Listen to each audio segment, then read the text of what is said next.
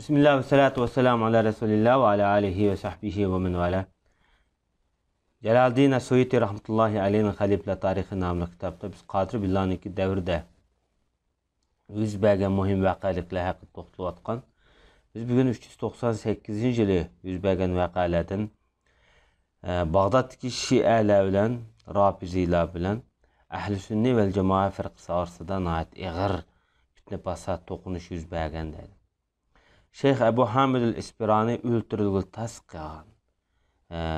Ebu Hamid el-İsfirani Ahl-i Sünni vel Cemaat firqasidagi eng büyük ulama şu devirdeki.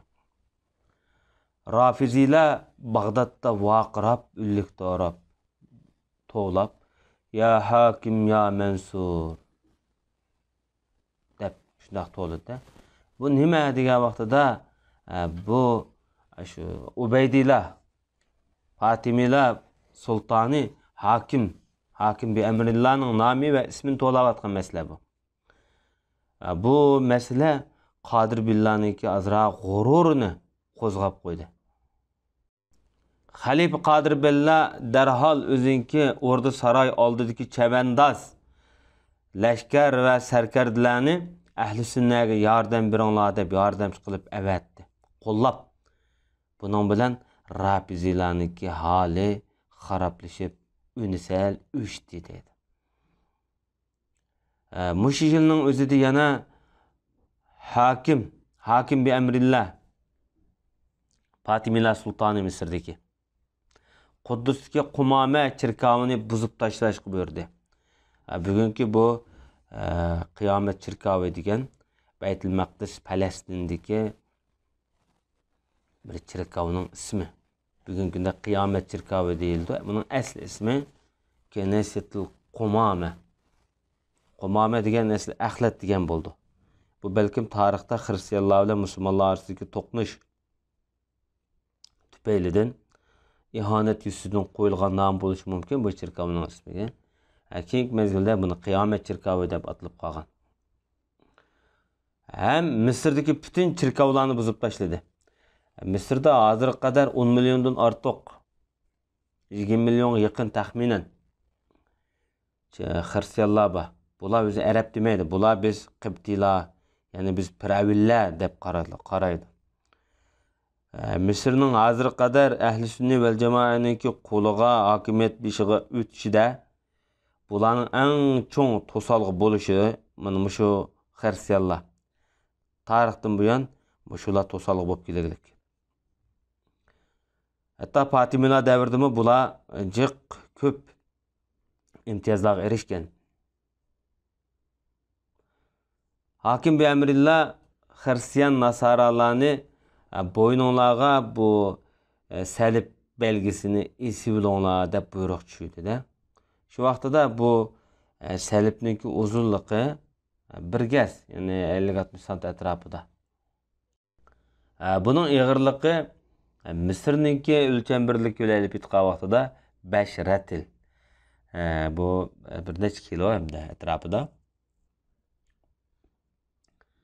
Endi Yahudilarmi o'zinki bo'yonlarga şu Hristiyanlarning salibning ig'irligida bir yog'och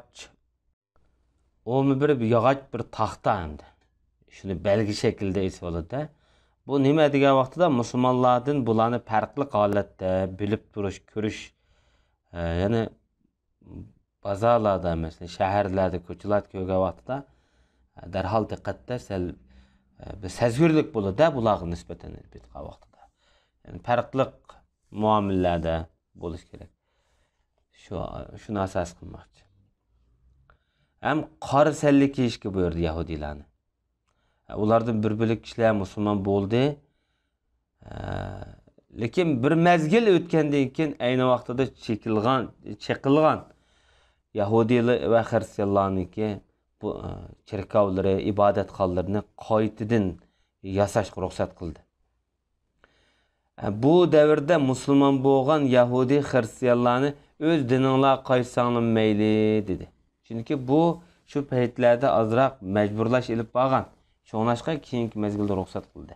Demek bu yerda hakim bi emrillah birdamda bir xil hokimiyat boshqaryapti. Bu siyosatda buni ig'ir davolg'ushni ko'p bo'lgan buningki davrda. Bugun qig'ashi atiga o'xshamaydigan. Hijriya 399-yili bo'lgan vaqtida Basraning qozisi Abu Amr qozilikdan tushirildi. Qozilik mansabiga Abul Hasan ibn Abi Shawarib degan kishi mansabga o'tadi. Al-Usburi degan shoir bu vaqtda mundaq deydi: "Menning qishimda shundaq qiziqarli so'z bor. Bunda so'ziga adam naqsh qo'shib to'qib o'qiymiz. İki qozi bor" dedi. Qozinin birisi azizlansa, mavi xo'rlanyapti. Yani birini tushirib, birini ko'taryapti da bu yerda. Mavi deydi mecburlandık deb, avi deydi rahat, aram aldık deydi. İkilisi yalgan. Bizden kim bulanın gibini kim tasdiq qiladi deydi.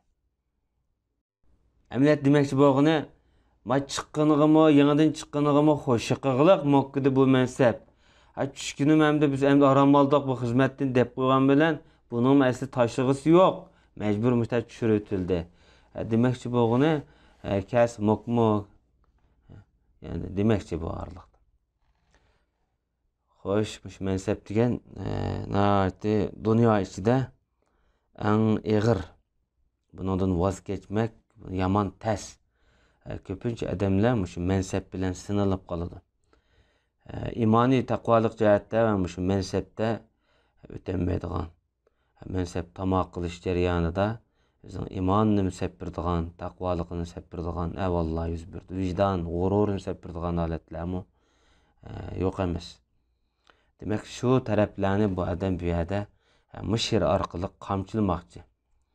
399-yili bo'lgan bu hijriya bu paytlarda Beni Ümeyye'nin Endolus bugünkü İspanya'da, yani Endolus'taki sultanı qalayimqanchilikqa uchrab, bularniki hamda hokimiyat sistemasi asta keyinlik chekinishga boshladi hamda. Hijriya 400-yili bo'lgan vaqtida Necl daryosi ajoyib su kamchil bo'lib qurib, buningdan burun yuz berib boqmagan avvallar yuz berdi-da bu yerda. Şu aralıqda şu daryodagi ancha-muncha oq qolgan yerlar xalqlarga ijara berildi deydi. Aral olib ketib. Bundan burun bunda avvallar qat'i yuz berib boqmagan deb shundaq deydi Jaloliddin Suyuti. Hijriya 402-yili bo'lgan vaqtida hokim bi amrillah şu xomniki g'o'rsini setishdan chekladi. Hem shunaqla şu xom g'o'rsiniki ko'klari debdi, bu ko'maklari. Shuning uchunki ayni vaqtida buni bir ko'mak qilib sotgan bir avvallar bakında. Şunu mu chekladi? Üzüm setishdan chekladi. Nurg'un üzümlarni qo'mrab tashlab yo'q debdi. Demek bu hokim bi amrillah Fatimilarninki bu sultanı bunu sarang deyishda işlerinin tarixten şu kılmışları qarta berilgan nam bo'lishi mumkin. Hijriya 404-yil bo'lgan vaqtida Misrda hokim bi amrillah ayollarni kechi va kunduz ko'chalarga chiqishdan chekladi. Mana bu avval ta hokim bi amrillah o'lib ketgan qadar davomlashdi. Bu xil uzun umr ko'rgan hokimiyat beshida tug'an. Hijriya 411-yil bo'lgan vaqtida mana şu hokim bi amrillah öldürüldü. Mısır'ın Hulvan deydiğen bir yesida. Allah bunun lanet qilsin deb dua qılıvatıdı Jaloliddin Suyuti. Onun kendinden oğlu Ali hakimiyet beşiğe çıktı. Özünü ez-zahir li-i'zazi dinillah, Allah'ın dinini yükseldirdiğen zahir, galip degan boladı. Bularning laqimi acayip yüksek, haşametlik. Ameliyatta dinin karşı, sünnilerge karşı bula. Fatimilarning dövleti bu Ali'nin devri kelgan vaqtida acizlashga başladı. Bularning qo'lidan Suriyaniki ko'p zemillari Halab qatorliq yurtlar qo'lidan ketdi.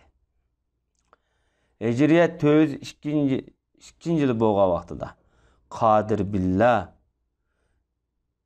87 yaş ömrü şu vaqtida Zulhajji ayının 11'i Dushanbe kuni kechda o'lib ketdi. Bunun hakimiyet beshida o'ltirgan davri 41 yıl 3 ay. Yani yarım asr. Tarixda eng uzun hakimiyet beshida o'ltirgan imperator deyishki bo'ldi. Şuna olan Jaloliddin Suyuti'ninki Xaliflar tarixi nomli kitobidagi darsimiz bugün Xaliflarning 25. sultanı bo'lgan Qodir Billah'niki vafoti bilan müşahede oyoqlashdi. Biz atki dersimizde inşallah bu davrda ölüp ketgan büyük ve şahslar haqida to'xtalib o'tamiz.